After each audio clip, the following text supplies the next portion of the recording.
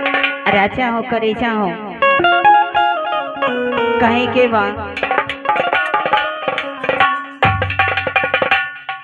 अरे कहाँ ले जाला हो पिया, अरे कहाँ ले जाला हो पिया। ये आत्मा यहाँ के लोग से कहता कि अचके में हमरा के सजा धजा के आई कहाँ लेके जाता रहो। अरे कहाँ ले जाला हो पिया, अरे कहाँ ले जाला हो पिया, अरे कहाँ ले जाला हो पिया। तो हमके डोलिया में बैठा के कहाँ ले जाला हो पिया।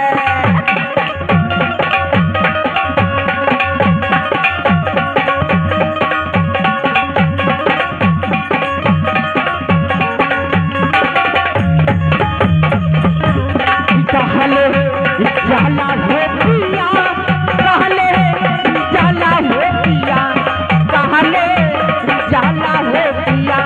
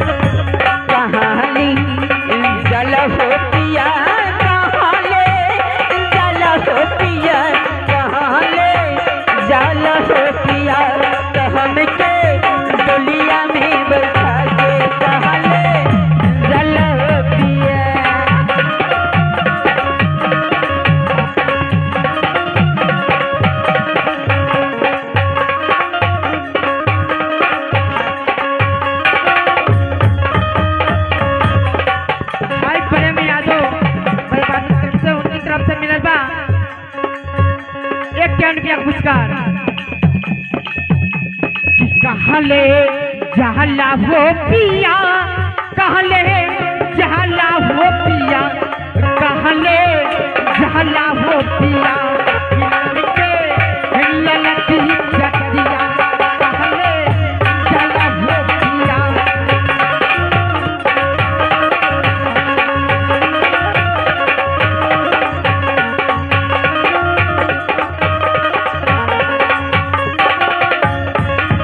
सुना है जा का हो हाई माता जी का पतो हो जान के तो केहू का इसको पते ना चलत बा। ई तो सही कहा तारू, लगत अपन शादी भी ना कर ले रहे काहे हो कई गो पतो हुए। अरे शादी कर दी तो खुद पतो ही होती दौड़ा होती आई है लोग जरूर आई है। देखा तारू घर में बैठ के सब लोग लगत मोह माया तुमको रहबे ना करले। सही कहा तारू। चलो हेलो हेलो तुमको माता जी के तुमको उठवा ना रहला प्रेम मोहब्बत। कहाँ जे बसवा के डोलिया बना, कहाँ ले जाला हो पिया। काची काची बसवा के डोलिया बनावल, कहाँ ले जाला हो पिया।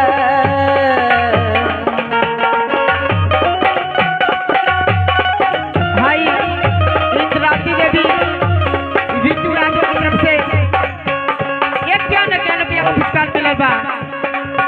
कहाँ जे बसवा के डोलिया बना ले, कहाँ ले जाला हो पिया।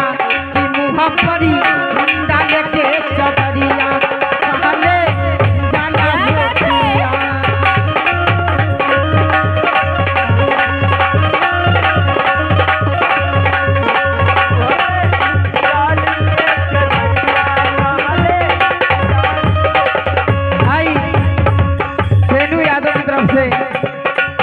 क्या को पुरस्कार मिलल बा है ना बा।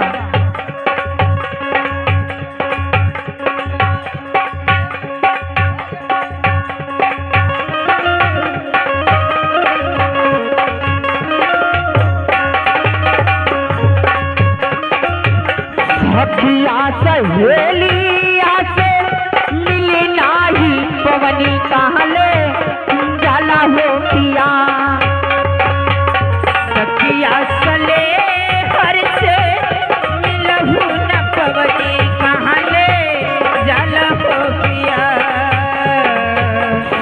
जिया सहेलिया से मिली नाही पवनी कहले जाला हो पिया कि कहले जाला हो पिया कि मुँह परी डाल के चदरिया कहले जाला हो पिया कि मुँह पे डाल के चदरिया कहले जाला हो पिया।